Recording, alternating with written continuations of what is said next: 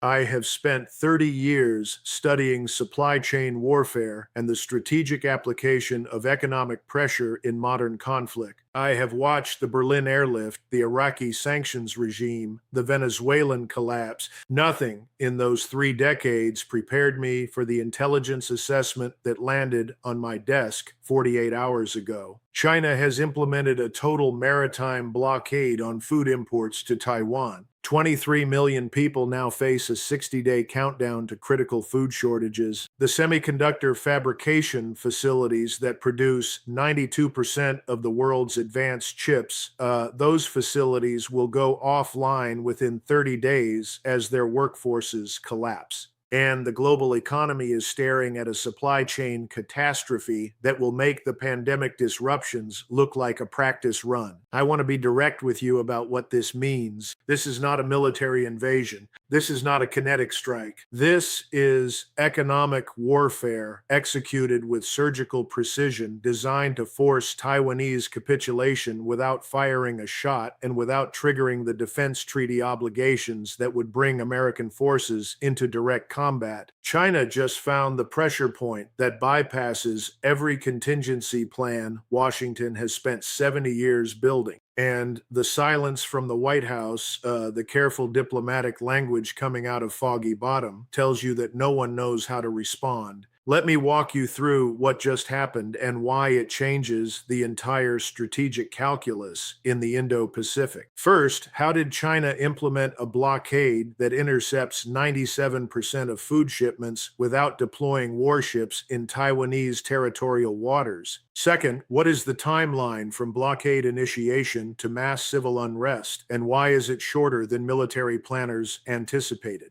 Third, what happens to global semiconductor supply when TSMC, the Taiwan Semiconductor Manufacturing Company, shuts down its fabs because workers cannot feed their families? And fourth, does the United States have any option to break this blockade that does not escalate to direct military confrontation with a nuclear-armed adversary? If this is the kind of analysis you have been looking for, the kind that does not sanitize the operational reality or manage the narrative for political comfort, subscribe now and stay with me. Hit like, drop your assessment in the comments because I read every single one. This is not hypothetical scenario planning. This is the playbook China has been rehearsing for 5 years, and we need to walk through it together. Let me be precise about how this blockade actually works, because the mechanics reveal why it is so difficult to counter. China is not using naval vessels to create a traditional exclusion zone. Instead, they have activated what they call the Comprehensive Maritime Traffic Coordination Protocol.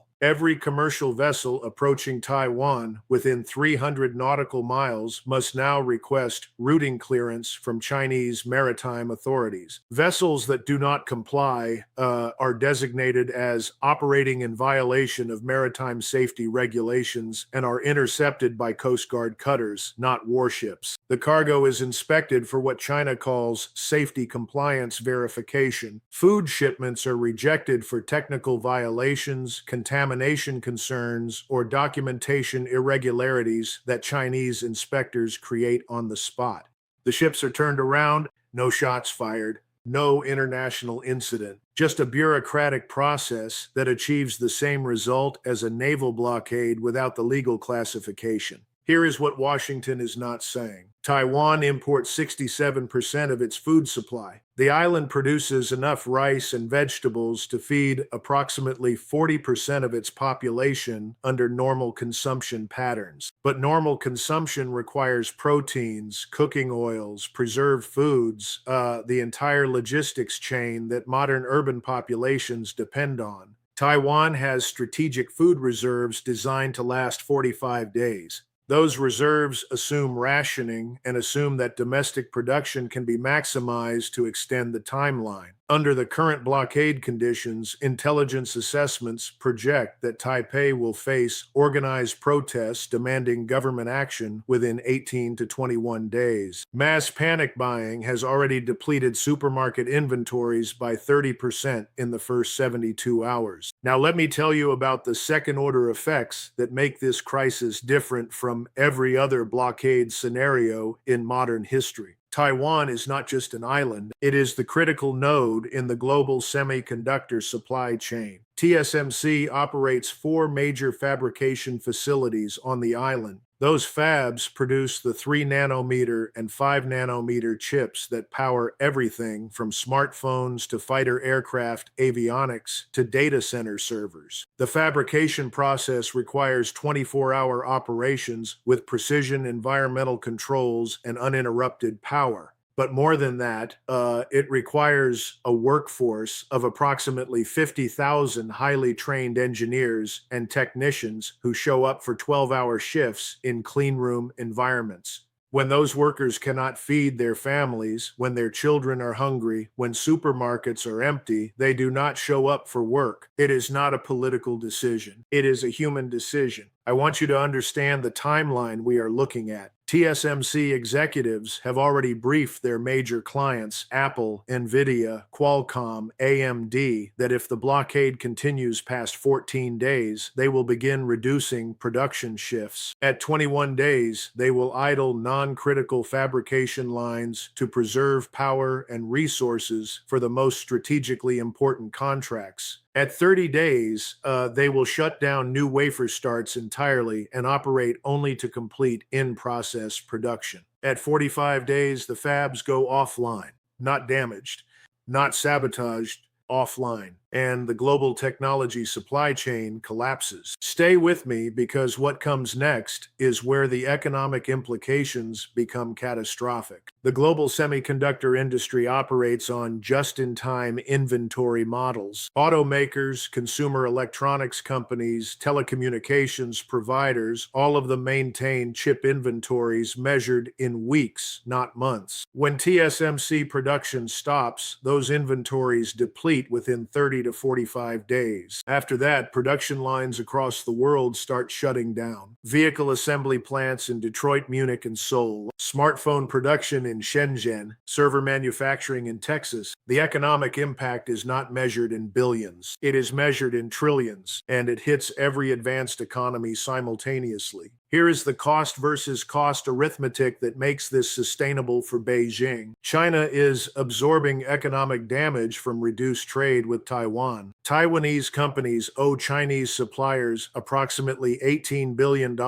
in outstanding contracts that will default if the crisis extends past 60 days. But that $18 billion buys China a strategic outcome it has pursued for 70 years. The reunification of Taiwan without invasion, without the international condemnation that would follow military action, and without triggering the American defense commitment. From Beijing's perspective, that is not an expense. That is an investment with a return measured in sovereignty and long-term strategic positioning. Now, I want to address the question every analyst in Washington is asking. Can the United States break this blockade? The short answer is not without starting a war. The longer answer is that every option on the table carries risks that no American president has been willing to accept. Option 1, organize an international humanitarian convoy with U.S. Navy escorts to force passage through the blockade. The problem is that China will interdict those vessels using Coast Guard cutters, not warships. If the U.S. Navy fires on Chinese Coast Guard vessels to clear the way,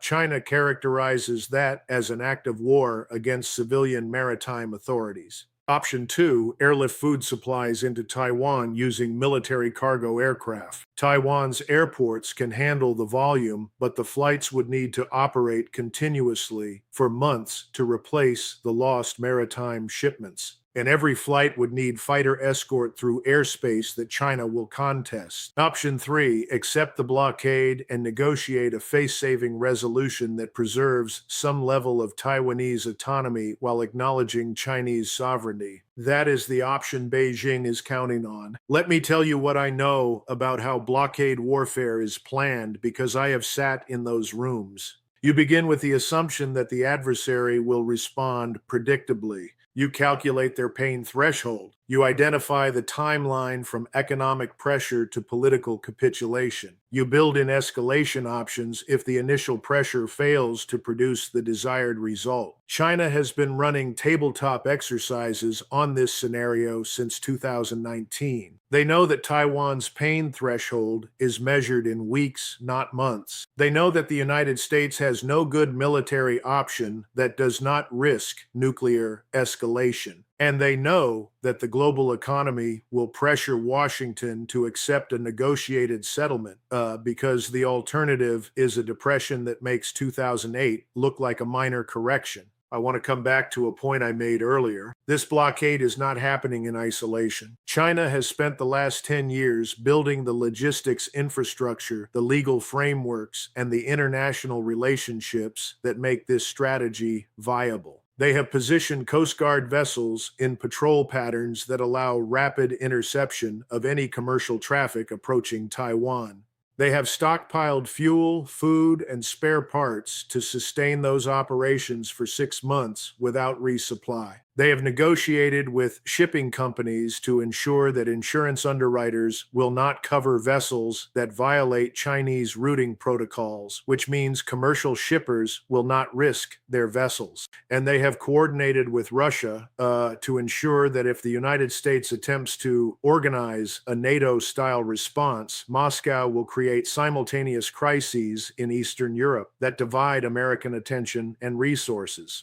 Here is the strategic verdict. China has found a way to achieve its territorial objectives without triggering the military response that American war plans assume. That is not speculation. That is the operational reality that every strategist in the Pentagon is now briefing to the National Security Council. And the consequence of that reality is not just about Taiwan. It is about the credibility of American security commitments across the Indo-Pacific. If Washington cannot or will not break a blockade against Taiwan, then every ally in the region, Japan, South Korea, the Philippines, Australia, they are all reassessing the value of their partnerships with the United States. Now, let me tell you what this looks like from Moscow, from Beijing, and from the capitals that are watching this unfold. In Moscow, this is validation of the strategy they pioneered in Crimea and refined in eastern Ukraine.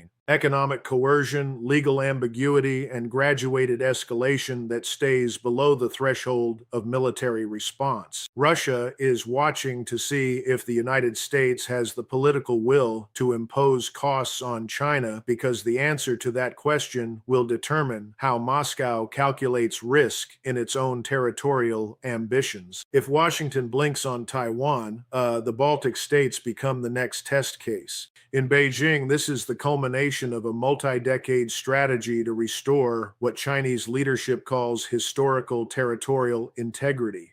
Taiwan is not an end state. It is a validation of the approach. Once Taiwan capitulates, the pressure shifts to the Senkaku Islands, to contested reefs in the South China Sea, to any territorial claim that China believes it can pursue through economic leverage rather than military force. And every success reinforces the lesson that the United States will not fight to defend the post-war international order when the costs exceed American pain thresholds. For the Gulf states, the message is equally clear. The United States cannot protect its allies from economic warfare executed by a peer competitor. Saudi Arabia, the UAE, Qatar, they have all watched American presidents promise ironclad security guarantees. They just watched China implement a blockade that will starve 23 million people, crash the global semiconductor industry, and trigger an economic crisis that will ripple across every advanced economy. And Washington's response is diplomatic condemnation and emergency UN Security Council meetings that China will veto. That creates a credibility crisis that drives those states toward hedging strategies, normalizing relations with Beijing, reducing their dependence on American security architecture, and building alternative partnerships that do not assume Washington will be there when it matters. I have said for years that the era of unchallenged American primacy in the Indo-Pacific was ending. I have testified in closed hearings that China was developing asymmetric strategies designed to avoid direct military confrontation while achieving strategic objectives. I was told that those assessments were too pessimistic, that American technological superiority and alliance networks would deter Chinese adventurism, that economic interdependence made this kind of coercion unthinkable because it would damage Chinese interests. I want to be direct with you. I was right. The people who dismissed those warnings were wrong, and the cost of being wrong is not measured in failed forecasts. It is measured in the starvation of 23 million people and the collapse of the global supply chain that underpins modern technological civilization. Here is what happens next if this blockade continues. Taiwan's government will face mounting domestic pressure to negotiate. The protests that start as demands for food will evolve into demands for a political solution. Taiwanese leadership will be forced to choose between accepting Chinese terms or watching their population descend into civil unrest and humanitarian catastrophe. China will offer face-saving compromises, special administrative region status, guaranteed autonomy for 50 years, preservation of Taiwan's economic system. And Taipei, under conditions of mass hunger and economic collapse, will accept terms they would have rejected under any other circumstances. The semiconductor fabs will not restart immediately, even after a political settlement. TSMC will need months to bring the facilities back online, to recertify the clean room environments, to recall and retrain the workforce. During that gap, the global technology industry will scramble to shift production to alternative facilities in South Korea, in Arizona, in Germany. But those facilities do not have the capacity or the advanced process nodes that TSMC operates. The result is a prolonged shortage of advanced semiconductors that cascades through every sector of the global economy. Vehicle production, consumer electronics, telecommunications, infrastructure, medical devices, all of it constrained by chip availability, and all of it traceable to a blockade that China implemented without firing a shot. Let me tell you what this means for the families of the Taiwanese people facing this crisis. Those men and women have built one of the most prosperous democracies in Asia.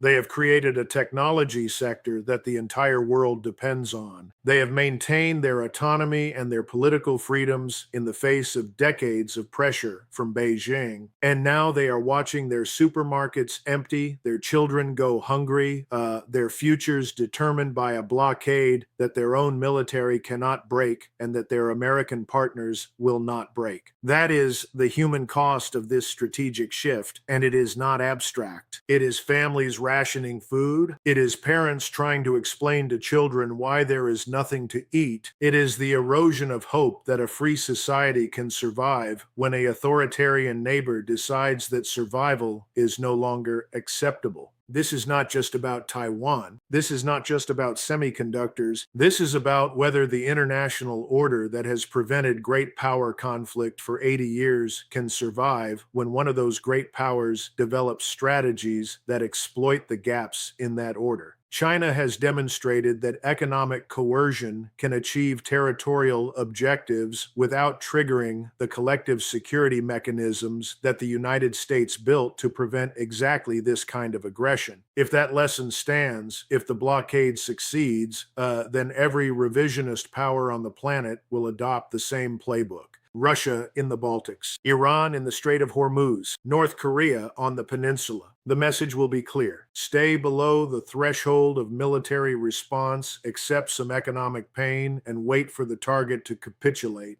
I want to leave you with this question. Does the United States have the political will to impose the economic and military costs necessary to break China's blockade of Taiwan, knowing that those costs include potential direct military confrontation with a nuclear-armed peer competitor? Or will Washington accept a negotiated settlement that preserves the appearance of Taiwanese autonomy while conceding effective Chinese control? Think about that. Think about what it means for American credibility in the Indo-Pacific. Think about what it means for the global order that has prevented great power war for 3 generations. And leave your assessment in the comments because I want to know what you are seeing from where you sit. If this analysis gave you the clarity that the mainstream coverage will not provide, share it. Hit like. Subscribe to this channel because the next update is already in preparation. And what comes next, the choices Washington makes in the next 14 days, will define whether we are watching the managed decline of American global influence or whether the United States still has the resolve to defend the international system it created. I will see you in the next one.